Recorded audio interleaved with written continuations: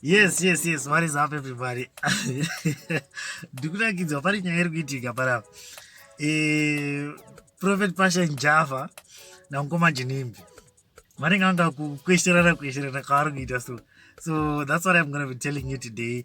And kana kanga uri munyowani panapa, don't forget to like this video nekusubscribe atika, because we give you videos every single day atika. So Prophet Passion Java vaburitsa video nhasi atika. Nyaya yacho yakatangira pakudai yakatangira hayo kumashure kudhara, because pane time yaimbokwesherana Prophet Passion Java naJinimbi atika. Jinimbi achitaurawo zvaanotaura, Prophet Passion Java achiti ndakanzwa someone achitaura tanzi yeye uda kuteedzera Jinimbi kuti uchitiratidza kuti ndine chakati vanhu vatanga kuti iwe uri kuti Prophet Passion vapindura akati munotaura tanzi ndoda kuteedzera Jinimbi. Ndakatotsvaga kuti Jinimbi wacho ndiani, kobva ndaona atoriwo munhu anogara kudombo shava uko. Saka vakawanza ivavo. Then Jinimbi haana hake kunyanya kutaura zvakawanda, but recently manje pane mota yake yaRolls, inenge Rolls Royce ameno mota yakapinda, so ine inenge one of the mota dzaari kubatirwa kuzimura, because ari kunetsana newakumana ezimura mazuva ano. Handisika yeah, it's not a good thing kuti paite anyone aenda kujera, handiti, kana kuti kuenda kuremand or something. Personally, I don't support that. But at the same time, I also don't support kana zviro zvakaita sure kuti aida kutraya kunzvenga kana kuvhara zimura, handiti. Whoever ane mhosva ipapo, that's a good thing. But nyaya iri pana kudeo mvesi anonzi Jinimbi aibvunza boys richitotaura chichichi hamdaraidza pombi chichichi of course pane musi akambozvita achiwanzira Killer T. Jinimbi akanzira Killer T akati mdaraka iyi ndo inonzi pombi, zvanzi aiwa killer isi pombi. Jinimbi handizoti anonyatsoita secheizvo zvake, but chakava chaitika kuti Jinimbi akabva ati pane munhu akabva ati shama zvatisiyana zviya zvenekampani kenyu kee kamunoti ameno kanonzi twaba mukaike, zvikanzi naJinimbi zvikanzi yesha izvi ndezvekirikiri izvi ndezvekukwereta zvezvi. Ende pakatomboita certain video yaitaura nyaya yekuti anzi iyo zvana passion ndezvekukwereta zvinhu zvezvi kuna nastates uko, you can go to any company.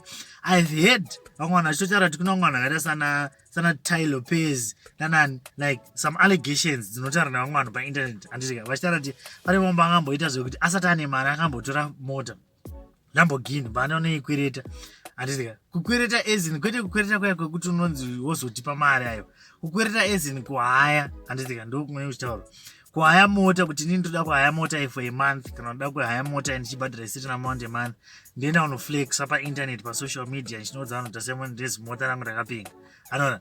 So ndozvavava zvataura pakati panito nevhidhiyo ukatsvaga pana painternet you find it, pana paInstagram inenge ichitaura chiti Passion akaenda uno anoenda unokwereta paanenge achi ndine Rolls Royce ndine imota dzekuhaya dziyadzi. Saka Jinimbi vakabva vakati imota dzekuhaya dziyadziya achitaura Passion. Saka manjeka Passion manje vazoresponda manje. Response yacho manje ndeyazoidakidza.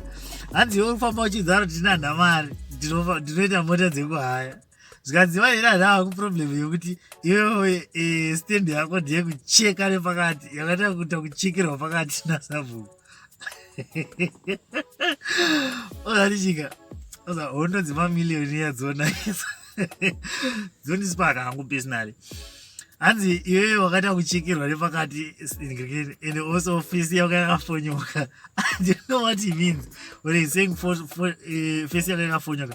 Honestly, pandatanga kuona video iyoyo, I was like, ndiani varutaura iwava, ndiani arutaurwa.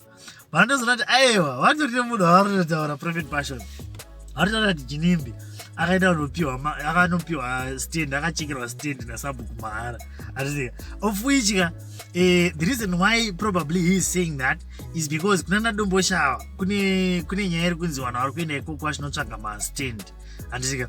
So chinoitika njeti panoita munhu anenge achitengesa munda wake kana ameno like space yake, because anoziva kuti muraini munhu anenge aine minda yake anenge akapiwa nana baba vake nanani. Saka zviri kunzi Harare is growing chichichi, handiti vanhu vauda kutsvagawo mastand ari mudhuze nemuHarare, handikuona. Saka vanhu vari kuenda kumasabhuku vanoenda dhiri ameno. I'm not saying ndo zvakaitika chaizvo, but I'm telling you what is happening. Zviri kutaurwa mahunga ende ndo zviri kuitika enda kuchafekti kuti vanhu vari kubva vaenda kumaraini kosikonotsvaga munhu wake, anoti amana ndokumbiro obva anzi right, ini munda wangu akakurisa ndakuchekera, handizika ndakuchekera munda wangu tobva taenda kwasabhuku manje tinoti asabhuku onaidiri iti ndodaita se ndoda kupinzwawo musabhuku sabhuku ndiye anobva akunyorawo mubhuku rake obva ati auyu mwana wemedu munomu like mwana wedu wemuno mubhuku rineri handizika ende izvizvo zvinotokonzidwa bcause masabhuku anotokonzidwa munyaya dzeamene matongerwo enyika yezimbabwe saka anotokonzidwa even council ikauya kana kanga uchinzi iri mubhuku kana kuti government ikauya ichitibva ipapo unonge uchitori nzvimbo yako inenge ichitokonzidwa kuti nzvimbo yako even ako akaita yekupiwa ende wakazoya uri mutorwa hatiti so that's why Prophet Passion Java vari kutaura kuti uyu mufesa anonzi Chinimbi hawana hautaura Chinimbi of course but vanhu vese vanonzi vataura Chinimbi zvikanzi iwo wakaita kudamburirwa nepakati kudai souna sabhuku ende manje iri mhayazi mahara chikuitika nchetika haasi mahara zvavo handiti vanhu vari kutenga masitenzi wayo vachiitika chete mamwe anenge ane mari shoma because from the way andakanza to some places you can even get a stand here kana $200 kana $300 handitika so if you can get stand ne$300 probably ndosaka Prophet Passion vari kuti mahara bozosarika nevazitema ndakambonza Chinimbi achibvunzwa achinzi kwewe mudhara iwe wese uchienda unogara kudombosha kutozatana nemari kavanoenda unogarawo kunana chichi kumadheudheu handiti iye mati asha unoza mota dzangu kuininika dzakanyanyisa kunaka ini handingambodhiraivhe mota yangu 10 minutes kusvika pabhorodhewa ndofanira kumboita nguva ndinombovhurawo mapombi ichinzwa mota yangu ndichienda kupi kudombosha and also after all kudombosha kwacho kune space yakanaka there is beautiful space and I have been seeing imba yake yakanaka Prophet Passion Java vanobva vati inini usandijairire ndokutsotsonya and vanobva vataura vachitazi ndasiyana nemamwe mapasta ako mamwe anoti aiwapa I'm not sure kuti vataura kuti chii I don't know kuti Chinimbi anoenda kuchechi kupi kana kuti chii is it like kuti vanga vachireva kuti mapasta aChinimbi izini kwaanoenda kuchechi kana kuti vamwe vachiti mapasta izini kuti Chinimbi ajaira mapasta asina mari because like vanhu vakawanda anongoziva kuti mapasta anhu vanenge vachingoti vanenge vasina kana big saka pamwe ndozvavari kutaura izvozvo I don't know what do you think about issue do you think kuti pavari kuti ndasiyana nemapasta ako vari kutaura mapasta aChinimbi kuchechi kwaanoenda here kana kuti vari kutaura kuti mapasta izini mapasta emazuva ese aya anenge asina mari because mapasta aita mbiri yekushaya mari but this time Prophet Passion Java is saying haini chamari I'm a different pastor and also Prophet Passion Java anobva ati asha inini ndina Jesu yo nedhimoni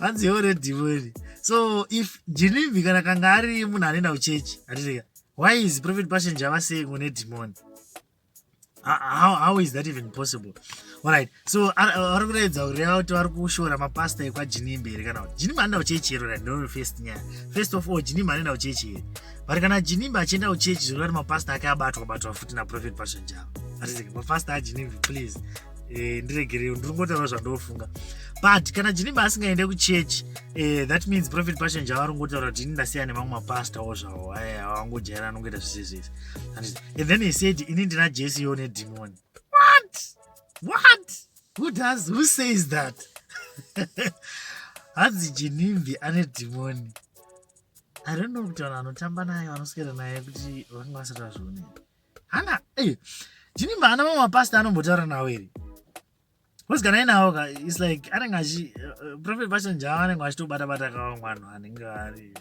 unongoziva because how could he say kuti hanzi yo nedhimoni and is it possible for a pastor to interact with someone who has got a demon and then they leave that person with a demon I don't know vanoendawo kuchechi vanoziva nezvazvo please let me know kuti zvinoitika here kuti pastor anenge atori nemunhu wake wanenge achitogara naye achitamba naye vachitengerana duro alright vanenge vasingadengera vachitengerana shampopo alright vanenge vachitengerana madrinks alright anonzi mafun fresh vachitengerana mafun fresh machichichi aya but pastor ivavo vanoyaziva kuti it's the demon so and also Prophet Passion ndakambowanza vachitombomupiga wafuti Chinimbi wacho vachitoti aiwa Chinimbi aiwa na Chinimbi chichi but kana angaine demon kana akambosangana kana angaine demon why can't he just like deliver him and zvinonzi distance is not a barrier why can't he just say receive touch the screen vade kuzviita Prophet Passion izvozvo zvita kuti Chinimbi touch the screen obva ati